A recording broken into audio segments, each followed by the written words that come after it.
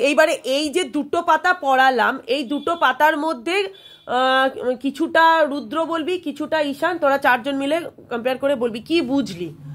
এতটা যে প্যাসেজ পড়ালাম, তো এই প্যাসেজের মধ্যে কি বুঝলি বল। প্রথমে রুদ্র বল।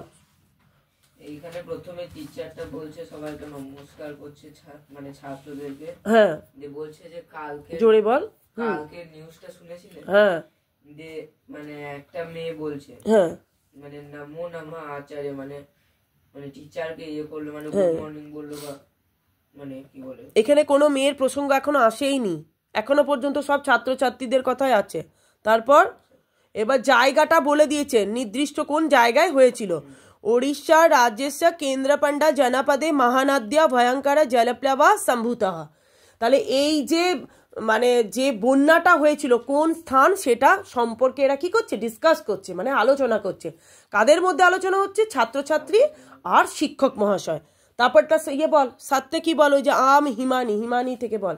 হিমানি একজন ছাত্রী, একটা মেয়ে, তার নাম হিমানি। সে বলছে এই যে ফ্লাড হয়েছে তার ব্যাপারে বলছিল। এবার যে টিচার আছেন তিনি বললেন, হ্যাঁ তুমি ঠিক কথা বলছো, এখানে ফ্লাডে অনেক লোকের ক্ষয়ক্ষতি হয়েছে, অনেক ডোমেস্টিক যে অ্যানিমাল গুলো হয়, পশু, তারা জলে ভেসে গেছে।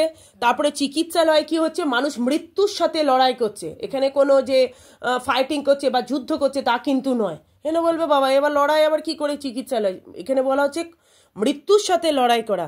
তারপরে কি হচ্ছে, অটোমেটিক্যালি ধর যদি কারো খাবার না পায়, বাড়ি ঘর সব ভেসে যায়, অনাহারে মানুষ কি হয়ে যাবে, কষ্ট পাবে, তাদের শরীর কি হয়ে যাবে, ক্ষতি হয়ে যাবে। তারপরে ঈশান বল মানেটা, ওই যে সত্যম আসকহ তে সর্বে অতি দুঃখে না জীবন্তী, এটা এখান থেকে বল তুই মানেটা।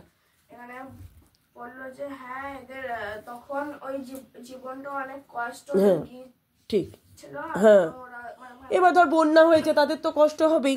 তারপর বলছে যে ওখানে চলো, ওদের ওখানে মানে বসবাস করতে সবারই খুব কষ্ট হচ্ছে, কেউ সবাই অনেকজন। তারপরে কি বলছে, যথা উৎকলমণি, ওটা বল। ওই তো ওই লাইনে আছে, যথা উৎকলমণি দীনবন্ধু জল, ওখান থেকে বল মানেটা। তো ওইখানে ও যখন বলছে জানো এরকম একটা হয়েছিল, তো ওইখানে উৎকলমণি, উৎকলমণি এখানে ও একটা পুরস্কার প্রাপ্ত পেয়েছিল, সেটাকে বলছে যে পদকটা, সেটা হচ্ছে উৎকলমণি। তার নাম ছিল কি, গোপাবন্ধু। সে কি করেছিল না, তাদেরকে সব রকম ভাবে কি করেছিল, সাহায্য করেছিল। তারপর পায়েল পর ওই যে মহাদায় এসা গোপবন্ধু কহ, ওটার মানেটা এই দুটো প্যারা তুই বল কি বলছে।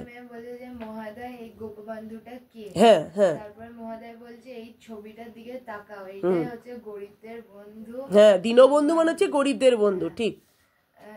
সম্প্রতি বয়াং তস্য বিষয় জানি, বলছে এর বিষয়ে আমরা এবার জানবো।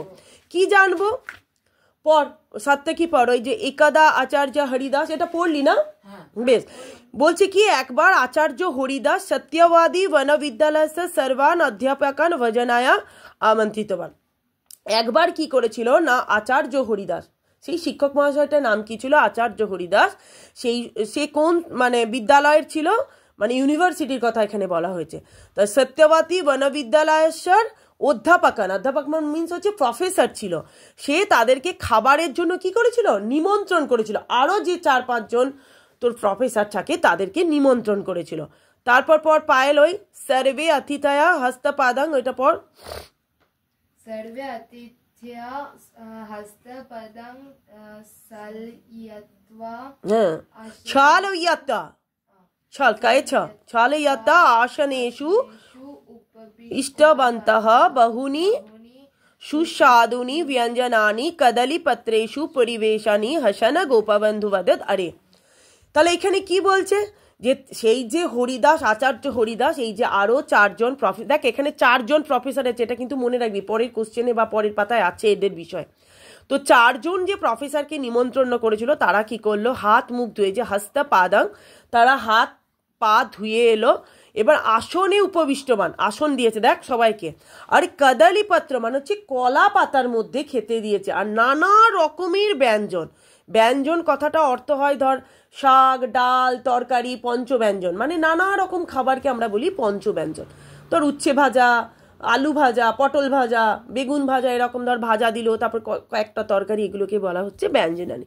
তাহলে তাদেরকে খেতে দেওয়া হলো। হাসানা গপাবন্ধু অবদাত, আরে বলতে মানে এগুলো আপনি এত কিছু ব্যবস্থা করেছো। তারপর তো শ্লোকটা তো আমি মানে বলে দিয়েছি শ্লোকটার মানেটা কি। এবার নেক্সট থেকে পর ঈশান পর